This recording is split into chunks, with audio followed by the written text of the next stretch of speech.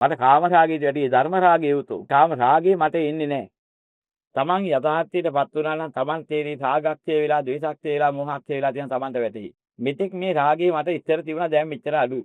ඒක මතුවෙන්නේම නැහැ. මේ මට්ටමින් එහාට මතුවෙන්නේම නැහැ. ඇයි ඒ හේතුව? මෙන්න මේ ලෝකේ ධර්මතාවය මෙහෙමයි කියලා අසාර කියලා දැක්කට පස්සේ මේ தත්ත්වෙ උනේ. මතුවෙන්න දෙයක් නැහැ. අරමුණු වෙනකොට මේක අසාරයි නේද කියලා මට වැටහෙනවා. ඒ වැටහීමත් එක්කලාම වැටහීම අමුතිය මට හිතලා ගන්න දෙයක් නැහැ. අරමුණ දකින්නකොටම ඒ අරමුණ අදහස එන්නේම අසාරයි කියලා. එහෙනම් ඒ අසාරත්වයේ වැටහිච්ච මට ඒකේ වැදෙන මානසිකත්වේ නෑ. අන්න තමන්ට දැනගන්න පුළුවන් කරමු. නිකන් තමන් හිත රවට්ටා ගන්න නේද තමන්ගේ අවංකව ඇත්ත තත්ත්වෙම තමාර තියෙන තත්ත්වේ දැනගන්න ඕනේ. ඒතකොට කියන්න පුළුවන් මෙන්න මේ කියන කාම ආස්වාදය මගේ නෑ. මට පහළ වෙන්නේ නෑ. මෙන්න මේ කාම රාගය මට එන්නේ නෑ. මට කාම රාගයට වැඩි ධර්ම රාගය උතුම්. අන්න දකින්න ක්‍රම තියෙනවා. කාම මාත්‍රයක්වත් මට පහළ වෙන්නේ නැහැ කියන බුලන් අරිහතුන් වහන්සේ වෙනකොට ඒකක්වත් මාත්‍රයක්වත් සංඥා මාත්‍රයක්වත් එන්නේ නැහැ. එහෙම තත්ත්වයක් තියෙනවා. ඉතින් ඒක තමන්ම මාර්ගය වඩාගෙන යනකොට තමන්ටම වැටහෙන මට්ටම. එහෙනම් තමන්ට ඒක දැන් මින් එහාමට වඩන්න මගක් නැහැ. යමක් අත්හැරිය යුතුද යම් චන්දලාගීකින් මිදිය යුතුද සියල්ල කරලා ඉවරයි. ලෝකයේත් එක තියෙන බලාපොරොත්තු සම්පූර්ණයෙන් ඉවරයි. අන්න එහෙම එන දවසක් එන මේක අති දුර්ලභ දෙයක්. ඒ අරිහත් ඵල ඇති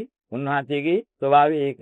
ඉතින් ඒ ස්වභාවය ලේසියෙන් එන්නේ නැහැ. නමුත් ක්‍රමක්‍රමයෙන් හරි පළමු සතර අපායේ නිදහස් වෙනවා මග පාදා කරනවා ලොකු සැනසෙල්ල. එහෙනම් ධර්මයේ හැටියට අවබෝධ කරගන්න හැකියාවක් ලැබෙනවා. ඒකත් ලොකු සැනසෙල්ල.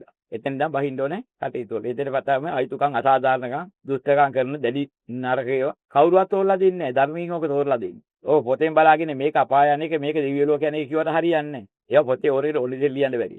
මම පොත් ලියා තියෙන මේ ඉතාලම ඈතකනේ ලියා තියෙනවා තියෙන්නේ. සියල්ලම බුදුරන් වහන්සේ දේශනා කරපුවා අපිට නිගමනය කරන්න හේතුත් නැහැ. බෞද්ධ සාහිත්‍ය හදාගෙන සාහිත්‍ය කාලයේ නොඑක ආකාර අතිශයෝක්ති දාගෙන විවිධාකාර අදහස් මතමතාන් ප්‍රකාශ කරමින් ලියව පොත්පත් හරියට තියෙනවා. ඉතින් ඕවත් එක්කලා බලලා ඉතින් අපිට නිගමනය කරන්න යන්නේ නැතුව අපි ගැන දැනගන්න ඕනේ ධර්මානුකූලව. මම තේරුම් අරගන්න උත්සාහ කරන්න ඕනේ.